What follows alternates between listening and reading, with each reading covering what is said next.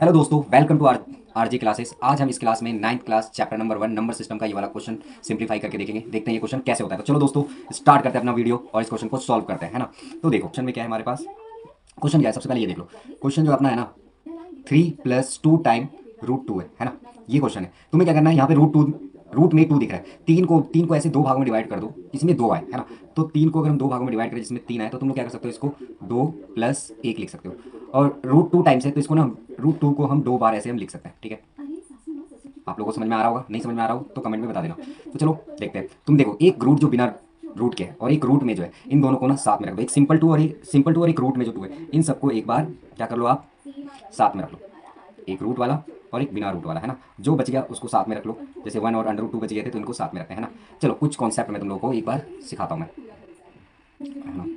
तो कुछ कॉन्सेप्ट सीखते हैं ना। सबसे पहले मेरी बात सुनो, मैं तुम्हें एक चीज़ बताता हूँ, है ना। अगर मैं ऐसे दे दूँ, तीन 3 प्लस में √3, एक जो 3 है रूट में और एक जो 3 है वो बिना रूट के, तो तुम क्या करोगे, जो रूट में है ना 3, उसको कॉमन ले लो। होगा क्या, जब तुम कॉमन लोगे ना, जिस 3 के ऊपर रूट नहीं था उसके ऊपर रूट आ जाएगा, है ना। और प्लस √3 1 कॉमन लिया है, तो इसमें यहाँ पे 1 बच जाएगा, ठीक है। ये वाली बात सुना, दोबारा समझाता हूँ मैं कुछ एक और। जैसे हमारे पास क्वेश्चन आ गया भाई, √5 + 5 ऐसे आ गया। मैंने बोला ना, जो रूट में है ना, दोनों सेम वैल्यू है। जो सेम वैल्यू में जो रूट में आता है ना, उसको कॉमन ले लो, तो यहाँ पे 1 बचेगा। और जिससे मतलब यहाँ जिससे रूट हटा था, अभी रूट शिफ्ट होके दूसरे पे आ जाएगा जिसके ऊपर रूट नहीं था। समझ में आया वाला कॉन्सेप्ट। देखो भाई, अब आगे करते हैं, अपना जो था वो ले लेते हैं। देखो इसको सॉल्व करते हैं।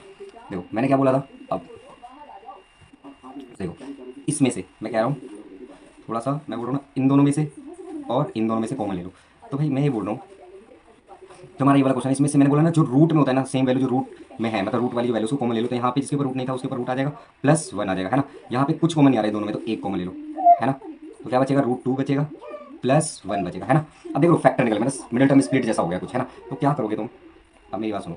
अब देखो √2 + 1 एक फैक्टर आ जाएगा, और दूसरा फैक्टर भी जो होगा इसका, √2 + 1 ही होगा, है ना। तो देखो, रूट में दोनों वैल्यू सेम है, तो ए रूट से बाहर निकलने के लिए क्या हो जाता है, जब दोनों सेम होते हैं तो रूट से एक बाहर निकल जाता है, तो √2 + 1 इसका आंसर होगा दोस्तों।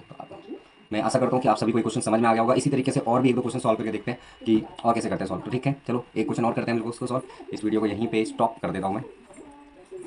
सही क्वेश्चन एक सॉल्व करा था सिंप्लीफाई वाला, तो मैं दूसरा क्वेश्चन मैं आप लोगों के कहने पे लेके आया हूँ। तो चलो ये वाले क्वेश्चन को सॉल्व करते हैं दोस्तों। Welcome to RJ classes, class 9 number system का एक और सिंप्लीफाई का मैं क्वेश्चन लेके आया हूँ। देखते हैं ये वाला क्वेश्चन कैसे सॉल्व होता है ना। सबसे पहले लास्ट क्लास में जो कुछ बातें बताई थी मैंने तुम लोगों को, उसको ध्यान रख लो। जैसे मैंने बताया था कि अगर 3 सिंपल लिखा हुआ है, एक 3 रूट के अंदर है ना, तो जो रूट वाला 3 है ना, उसको कॉमन ले लोगे, तो जिसके ऊपर रूट नहीं था, जिस 3 के ऊपर, उसके ऊपर रूट आ जाता है। प्लस में यहाँ पे क्या बचेगा, 1 बचेगा, है ना।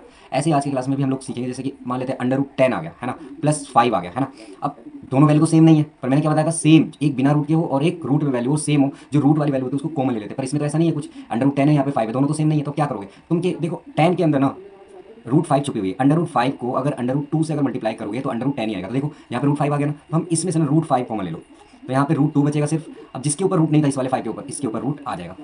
तो ये समझ में आया आपको। तो चलो ये जो हमारा क्वेश्चन है इसको सॉल्यूशन, अगर ये वाली बात आपको समझ में आई तो ये वाला क्वेश्चन आसानी से आपको समझ में आ जाएगा। तो देखो जैसे कि हमारे पास ये क्वेश्चन है, वो किस तरीके है, यहाँ पे है, तो इसको हम क्या लिख सकते हैं, 5 + 2। देखो मैंने बोला था ना, 10 √10, 10 के अंदर 5 और 2 नजर आ रहे हैं तुम्हें, तो √10, 2 टाइम √10 को √10 लिख सकते हो। कितने टाइम लिख सकते हो, तो इसको हम 2 टाइम्स ऐसे लिख सकते हैं, ठीक है। अब एक काम कर लो तुम, 5 और माइनस के √10 को एक साथ रख लो, माइनस का √10 और प्लस के 2 को एक साथ रख लो। अब देखो, तुम्हें बताया था मैंने अभी अभी देखो, मैंने बताया ना, तो देखते हैं। अब देखो जैसे कि मैंने बताया कि देखो इस √10 में दो वैल्यू छुपी हुई है, एक √5 छुपी हुई है, एक √2 छुपी हुई है ना। इस वाले में भी देख लो, इस वाले में √5 छुपी हुई है और √2 छुपी हुई है ना। तो मैंने बोला इन दोनों में से ना कॉमन लेना है ना। और इसमें से भी आपको कॉमन लेना है। तो बताओ हमारा, मैंने बताया था ना, जो रूट वाली वैल्यू होती है उसको कॉमन ले लो, है ना। जिसको कॉमन लिया है, जैसे इस 5 पे रूट नहीं था तो इसके ऊपर √5 आ जाएगा, है ना। और √5 तुमने कॉमन लिया तो यहाँ पे √2 सिर्फ बचेगा, है ना। अब इसको ब्रैकेट क्लोज कर दो। यहाँ पे देख लो, यहाँ पे देखो, यहाँ पे सिंपल 2 है, यहाँ पे √2 है। जो √2 है ना उसको तुम कॉमन ले लो, वो भी माइनस का कॉमन ले लो, ठीक है। तो यहाँ पे क्या बचेगा, √5 बचेगा, और जिस रूट के ऊपर रूट नहीं था उसके ऊपर रूट आ जाएगा, ठीक है ना। तो ये देखो ये क्वेश्चन ऐसे सॉल्व हो जाएगा। तो इसके दो फैक्टर आपके आ जाएंगे। तो देखो कौन कौन से ये फैक्टर होंगे। फैक्टर होगा √5 माइनस √2, है ना। एक फैक्टर तो ये हो जाएगा, और एक फैक्टर हो जाएगा √5 माइनस √2, ठीक है। दोनों सेम है तो रूट से बाहर निकल जाएगा एक, तो √5 माइनस √2 इसका सॉल्यूशन होगा। धन्यवाद दोस्तों।